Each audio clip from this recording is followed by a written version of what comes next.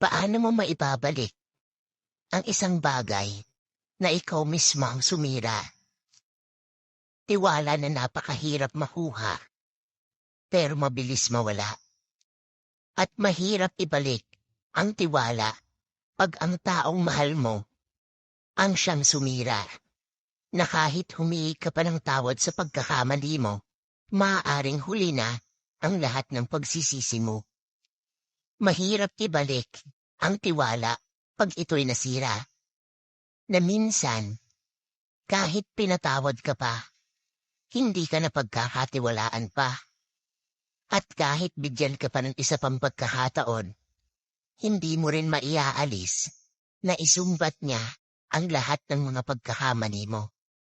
Hindi ka pwedeng magreklamo dahil yun ang consequence sa pagkakamali mo.